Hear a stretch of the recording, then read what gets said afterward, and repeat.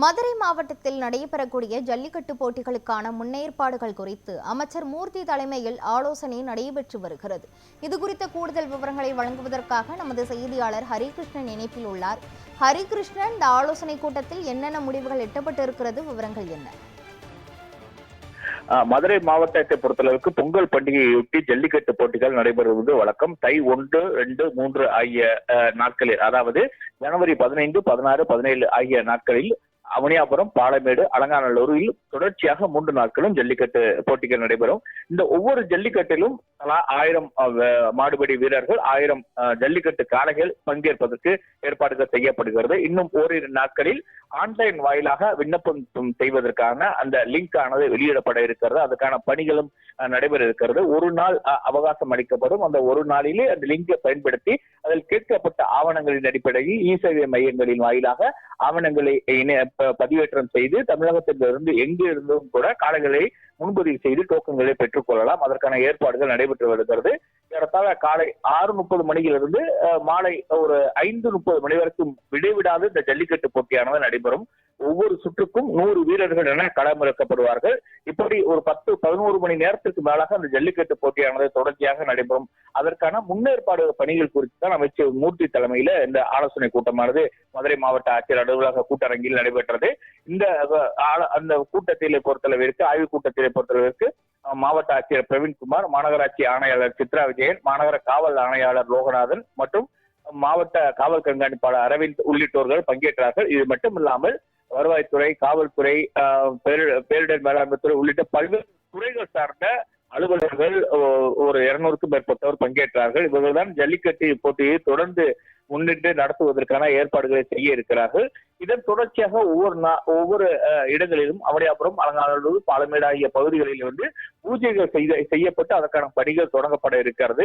குறிப்பாக ஏற்கனவே தமிழக அரசு வகுத்துள்ள அந்த விதிமுறைகளின்படி 12 அடி உயரத்திற்கு 2 அடுக்கு தடுப்பு வேலிகள், கம்பி வேலிகள் அமைப்பது மற்றும் பார்வையாளர்கள், பாதுகாப்பான பார்வையாளர்கள் மாடங்கள் அமைப்பது, அது மட்டுமில்லாமல் போக்குவரத்து மாற்றங்கள் செய்வது மற்றும் காளைகள் அவர்கள் பரிசோதிப்பதற்கான பகுதி மற்றும் மாடுபிடி வீரர்கள் பரிசோதனை செய்வதற்கான மருத்துவமனை, அங்கு பணியாற்றக்கூடிய பணியாளர்களுக்கு கூடுதலாக அமைப்பது உள்ளிட்டவைகள் குறித்து ஆலோசனை செய்யப்பட்டது. இந்த ஜல்லிக்கட்டு போட்டியை பொறுத்தளவுக்கு கடந்த காலங்களிலே மிகவும் பாதுகாப்பாக அந்த விதிமுறைகளுக்கு உட்பட்டு நடத்தப்பட்டு வருகிறது. அதன் அடிப்படையில் தான் இந்த ஆண்டுமே தொடர்ச்சியாக பாதுகாப்பாக ஜல்லிக்கட்டு போட்டி நடைபெறுவதற்கான ஏற்பாடுகள் செய்யப்பட்டிருக்கிறது. குறிப்பாக வாடிவாசலில் வரக்கூடிய காளைகளுக்கும் காளைகள் பரிசோதனை செய்யக்கூடிய அந்த இடத்திற்கும் ஏற்றால ஒரு 1 கிலோமீட்டருக்கு மேலாக இடைவெளி விடப்படும். அந்த இடத்திலே இருபுறமும் 2 அடுக்கு தடுப்பு வேலிகள் 12 அடி உயரத்துக்கு அமைக்கப்படும்.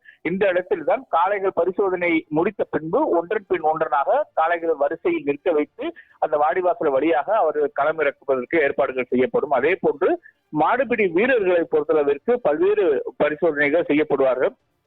எந்த ஒரு அறுவை சிகிச்சையும் செய்திருக்க கூடாது, உடலில் காயங்கள் ஏற்பட்டிருக்க கூடாது மற்றும் போதைப் பொருட்கள் ஏதும் பயன்படுத்தி இருக்க கூடாது என்கிற பல்வேறு விதிமுறைகள் இருக்கிறது. அவைகள் எல்லாம் மருத்துவ பரிசோதனையிலே பின்பற்றப்படும். 18 வயதுக்கு மேற்பட்ட வீரர்கள் மட்டுமே அனுமதிக்கப்படுவார்கள். 40 வயதுக்கு உட்பட்ட வீரர்கள் மட்டுமே இந்த போட்டிகளில் பங்கேற்க முடியும். அதற்காக அவர்கள் மருத்துவ பரிசோதனை செய்து அவர்களுக்கு அடையாளத்திற்காக அந்த டிஷர்ட் ஆனது வழங்கப்படும். அதன் பின்புதான் அவர்களுக்கு களமிறக்கப்படுவார்கள். 1 மணி நேரத்திற்கு ஒரு சுற்றாக நடைபெறுகிறது. இந்த போட்டிகளை பொறுத்தளவிற்கு பல்வேறு பரிசுகள் வழங்கப்படும். அதாவது டோனர்ஸ் என்று சொல்லப்படுகிற நன்கொடையாளர் வாயிலாகவும், அரசியல் கட்சி பிரமுகர்கள் வாயிலாகவும் கார், சைக்கிள், இருசக்கர வாகனங்கள் மற்றும் பீரோ, கட்டில், மெத்தை உள்ளிட்டவைகள் பரிசாக வழங்கப்படும். இது மட்டுமல்லாமல் தங்கக்காசு, வெள்ளிக்காசு உள்ளிட்டவைகளும் இந்த ஜல்லிக்கட்டு போட்டிகளிலே பரிசுகள் வழங்குவதற்கு ஏற்பாடுகள் செய்யப்பட்டிருக்கிறது. இப்படி ஒரு மதுரையின் மற்றொரு திருவிழாவாக நடைபெறக்கூடிய ஜல்லிக்கட்டு போட்டிக்காக ஏற்பாடுகளுக்குத்தான் தற்போது ஆலோசனை செய்யப்பட்டிருக்கிறது. இனி வருங்காலங்களில் அடுத்தடுத்த ஆலோசனைகள் செய்து இந்த விழாவுக்கான ஏற்பாடுகளை செய்வதற்கு அறிவுறுத்தல் செய்யப்பட்டிருக்கிறது.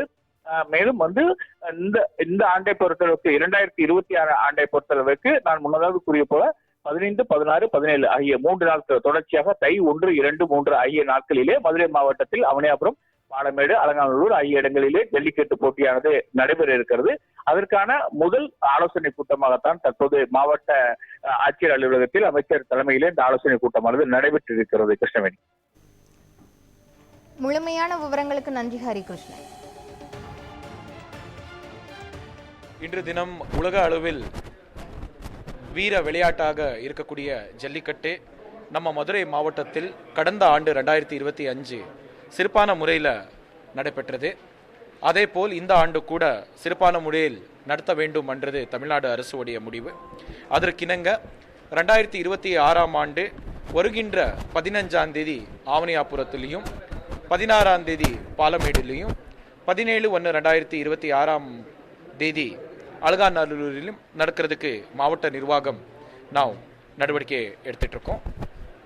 உயர் நீதிமன்றம் மற்றும் உச்ச நீதிமன்றம் உடைய அறிவுரைக்கிணங்க மதுரை மாவட்டத்தில் அனைத்து வழிகாட்டு நெறிமுறைகள் பயன்படுத்தி இந்த ஒரு ஜல்லிக்கட்டை நடத்த வேண்டும் என்ற ஒரு முடிவு மதுரை மாவட்ட நிர்வாகம் எடுத்துட்டு இருக்கிறது. அதுக்காக இன்று தினம் மாவட்ட ஆட்சியர் அலுவலகத்தில் ஒரு ஆலோசனை கூட்டம் நாம் ஏற்பாடு பண்ணியிருந்தோம். இந்த ஆலோசனை கூட்டத்துக்கு மரியாதைக்குரிய வணிக வரி மற்றும் பத்திரப்பதிவுத்துறை அமைச்சர் அவர்களையும் மாவட்ட அளவில் இருக்கக்கூடிய மாநகராட்சி காவல் ஆணையாளர்கள், மாநகராட்சி ஆணையாளர், சோழமந்தன் சட்டமன்ற உறுப்பினர்கள், அனைத்து துறை உடைய உயர் அலுவலர்கள், பொதுமக்கள் இந்த ஆய்வுக் கூட்டத்தில் வந்திருந்தாங்க. அவர்களுக்கு நம்ம நீதிமன்றம் கொடுத்திருக்கக்கூடிய வழிகாட்டு நெறிமுறைகள் சம்பந்தமாக அனைத்து அறிவுரைகளை கூட நாம் சொல்லியிருக்கோம். இந்த ஆண்டு கூட போன ஆண்டு போல ஒரு சிறப்பான முறையில் ஜல்லிக்கட்டு நடத்துறதுக்கு மதுரை மாவட்ட நிர்வாகம் அனைத்து நடவடிக்கை நாம் எடுத்துட்டு இருக்கோம்.